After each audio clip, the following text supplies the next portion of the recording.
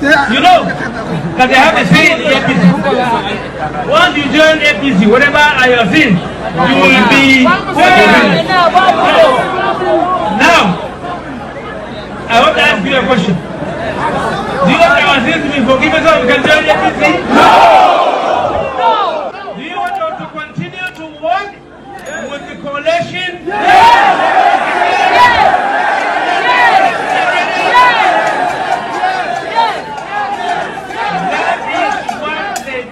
Here. Yes.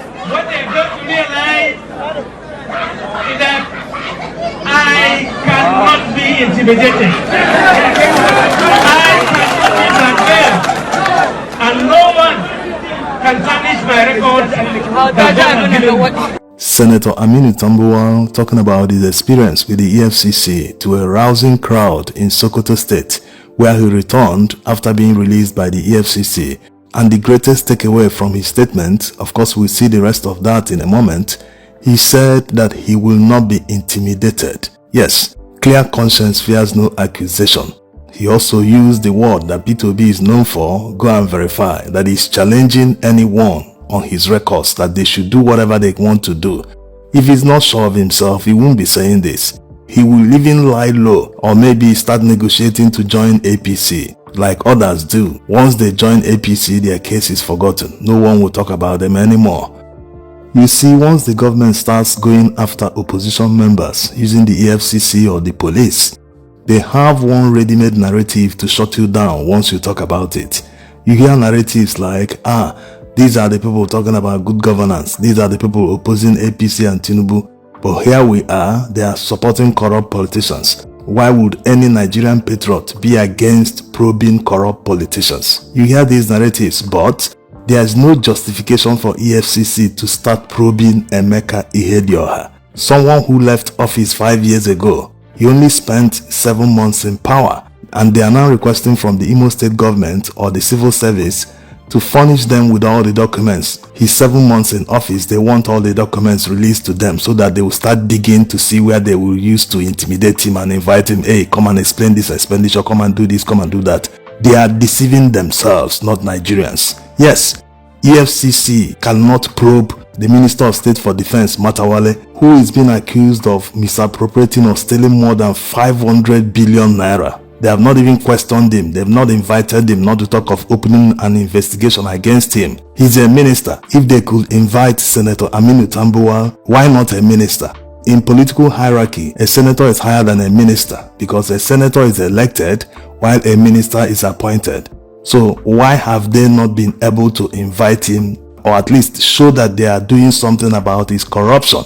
The answer is very simple. It is simply because he is a member of APC. Anyone that joins APC, all his sins are forgotten. Just like the former governor of Delta State, Ifeanyi Okowa, he joined APC and nobody, including the EFCC that first invited him to question him about the more than 1 trillion naira misappropriation fraud he committed, they said he committed, but no one is talking anything about that case anymore. He has been forgotten simply because he joined APC.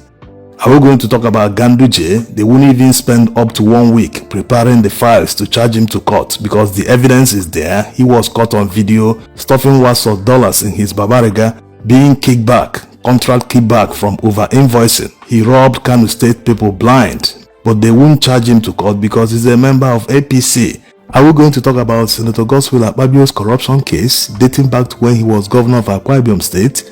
Remember the billions of naira he was accused of misappropriating by the EFCC. Because of that, he decamped to APC and suddenly they stopped talking about it.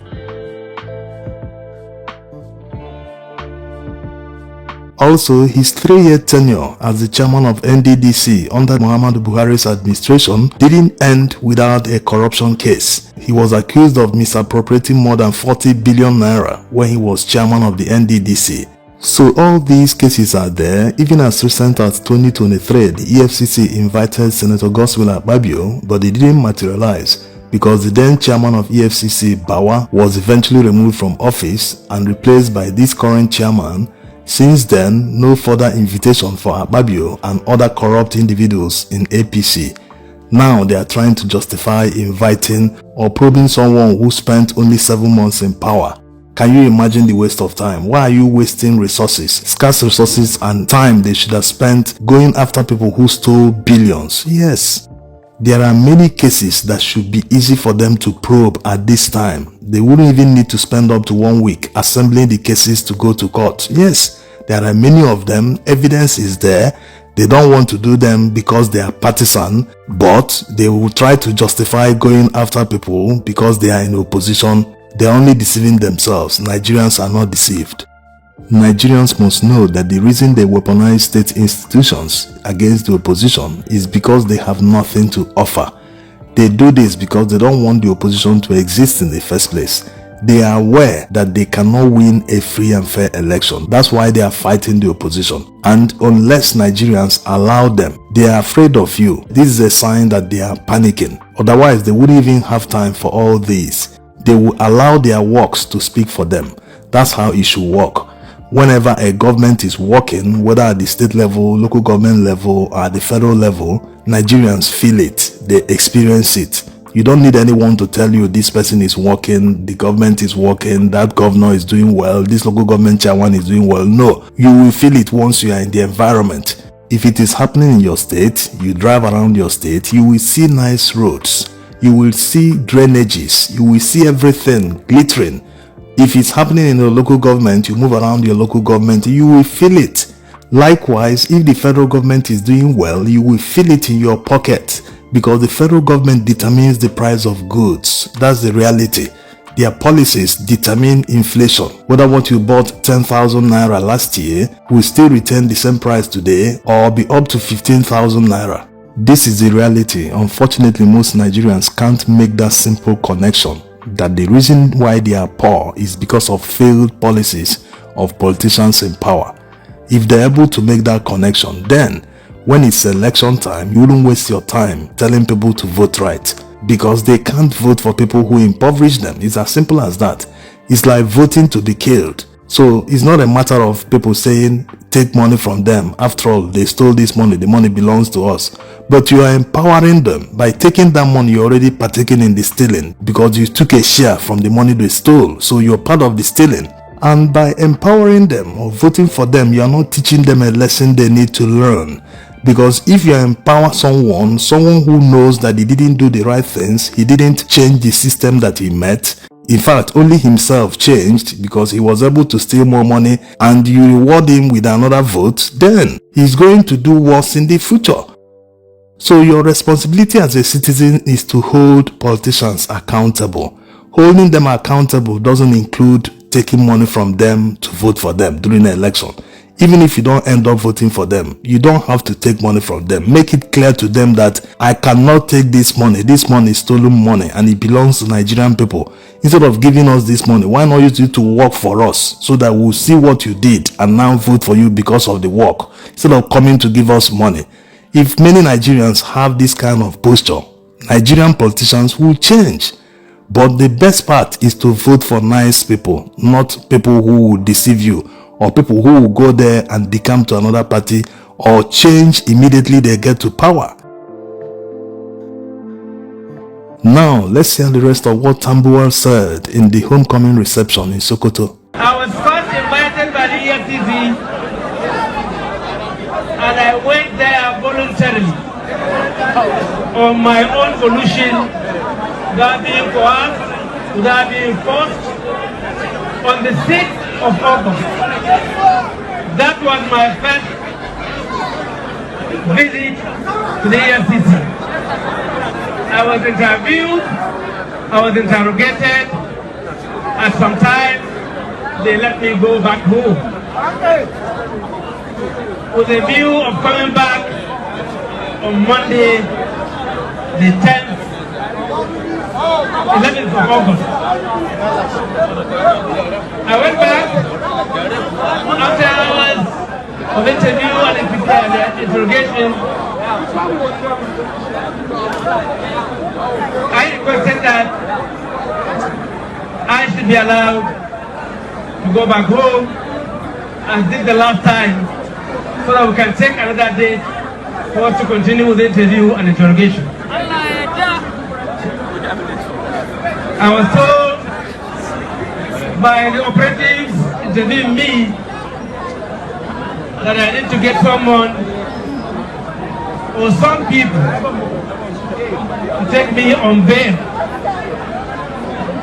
I told them to go back and tell the chairman of the EFCC that I am the Tambuwal, our speaker of the House of Representatives of the Federal Republic of Nigeria for 4 years.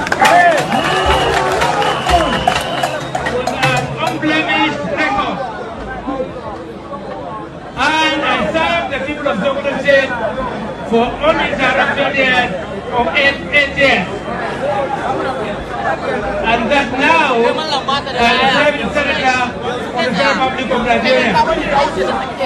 I should be allowed on my personal recognition. More so, I am the holder of the honors of the commander of the Federal Republic of Nigeria. When the president came back to say that no, the chairman had declined, that I must get 2 directors from Federal Civil Service and some other conditions for me to be granted bail. I should get them as my sureties. And this was around 5-6 p.m. And they have to get letter of introduction from their employers. My lawyers, 3 senior advocates of Nigeria about me. They appealed and appealed and appealed that the conditions of bail be varied, that liberal conditions be given. They refused, and I had to be taken to cell M23, where I rested till the following morning. Of course, we were able, by the grace of God, your prayers, to get and meet the conditions of bail, and I was allowed to go yesterday. Now, why now? Why at this moment?